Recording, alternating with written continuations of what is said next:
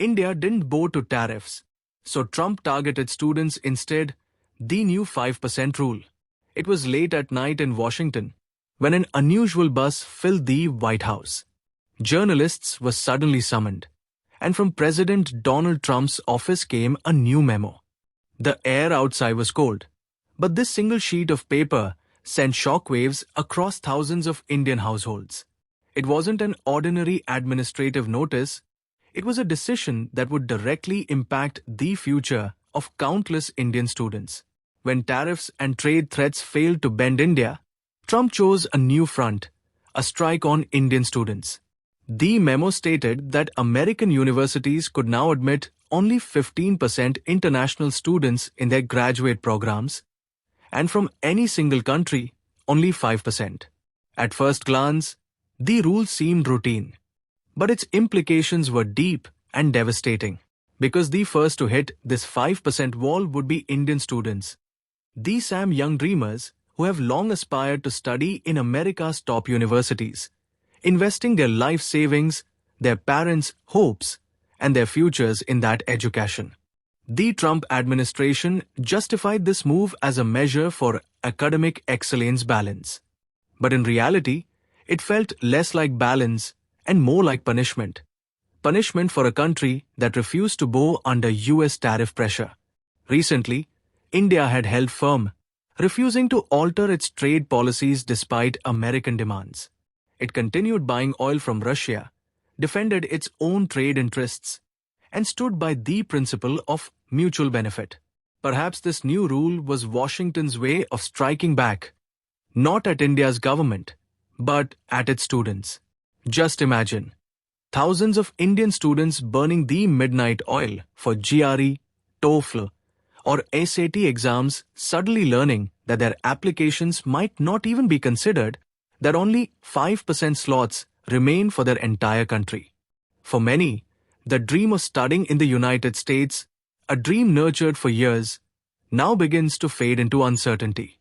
The news from Washington wasn't just a policy shift. It carried a clear political message. Bow to our terms, or watch our doors slowly close. Trump's administration sent a memo to 9 major American universities, including some of the most popular institutions among Indian students. The memo contained 10 directives, which, on the surface, appeared to be about academic reform, but in reality, they revealed a new mechanism of control. The universities were told that they would receive federal funding, government financial support, only if they complied with these conditions. Condition 1. The number of students from any single country must not exceed 5% of total admissions. Condition 2. Universities must assess whether foreign students align with American and Western values. Condition 3. Departments must ensure they do not undermine conservative ideologies. That last point laid bare Trump's political intent. He had often claimed that American universities promote a liberal mindset that weakens traditional American values. Through this memo, he effectively embedded his ideological agenda into the education system. But the real shock hit those families who, for years, had seen the United States as the ultimate destination for their children's future. Until now, Indian students made up nearly 20% of all foreign enrollments in US universities. Every year, around 260,000 Indian students study in America, collectively sending billions of dollars in foreign exchange to US institutions. This wasn't just about education, it was a form of soft power exchange where both Indian intellect and American institutions benefited. Now, this new order threatens to shrink that bridge.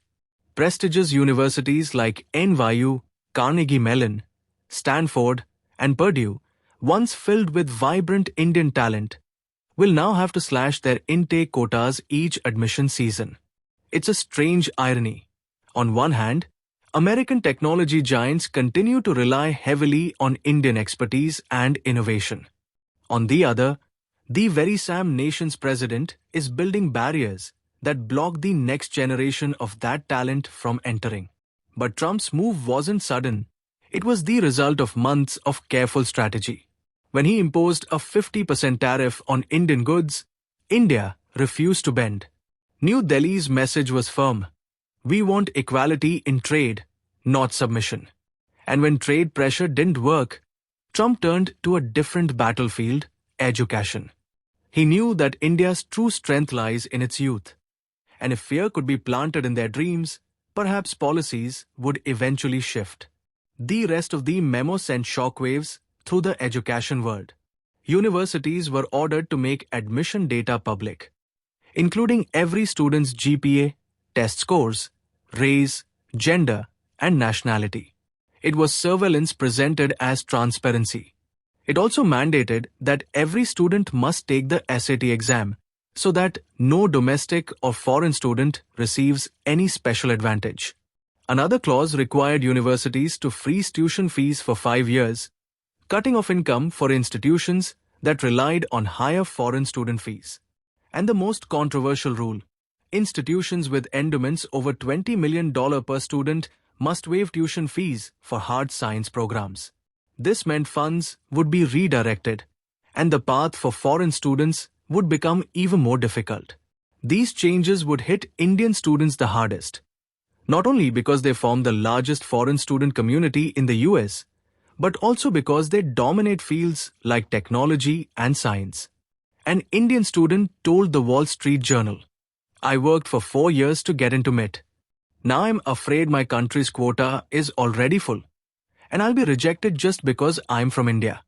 Many university professors have voiced their anger over these new conditions. They argue that this isn't educational reform, it's political control over education.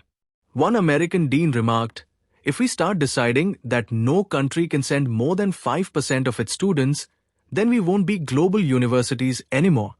We'll just be national academies." But the Trump administration made its stance clear. Any university that signed this agreement would receive funding rewards, and those that refused would have their federal funds withheld. It was a direct message: comply or lose your budget. For India, this move was a warning. For the past decade, the United States has been the dream destination for Indian students. Every year, Indian families spend around $8 billion on US education. But now, that dream has become not only expensive, but uncertain. Education experts in India say this is the time for the country to elevate its own universities to a global level. If the US continues to make politically motivated decisions, India must focus on reversing brain drain and fostering brain gain. Ironically, Trump's decision could also hurt America's own economy. Foreign students contribute nearly 15 to 20% of the total revenue of US universities, and Indian students make up the largest share of that. If their numbers decline, universities will face funding gaps and cuts in research budgets. But Trump doesn't seem to mind. For him, this was an opportunity to send a political message. On his campaign stages, he has often said, American universities should prioritize Americans. It's the SAM ideology that led to the steep hike in 𝐮𝐸𝐥𝐵 visa fees, and now the partial closing of America's educational doors to the rest of the world. Indian parents are furious. Many are saying, our children are capable. But Trump's politics is building walls in their path. Some have even decided to send their children to Europe or Australia instead of the United States. The Indian government has also responded indirectly. Sources from the Ministry of External Affairs stated, India will protect the interests of its citizens. We hope the United States will not turn education into a political weapon. But the Trump administration doesn't seem to be in a listening mood right now. Its focus remains fixed on one slogan, America first. And if Indian students fall in the way of that agenda, it appears the administration doesn't mind. This decision marks a new turning point in US-India relations. Education and technology once served as the strongest bridges between the two nations. But now, those very bridges seem to be weakening. Trump's supporters argue that this move will purify America's education system, making it more nationalistic and less dependent on foreign talent. Critics, however, call it academic discrimination in the modern age. In India, a new debate has now begun. Should we really be so dependent on foreign universities? Is it time for India to elevate its own IITs, IIMs, and private universities to global standards, so that our students never again have to face a closed door anywhere in the world? Something new. Do not forget to like and share this video so that this information can reach others as well. Your likes and shares are a source of inspiration for us. If you have any questions or suggestions, please let us know in the comments. It will be our honor to answer your questions and listen to suggestions. And yes, if you like our content, subscribe to the channel and press the bell icon so that you stay connected with every new story. Thank you. GRT Business YouTube channel sources: news from various news agencies, opinion polls, and other public sources. We try to ensure that every report and summary is accurate and verified, but we are not responsible for any dispute or error. Our aim is only to provide you with accurate information.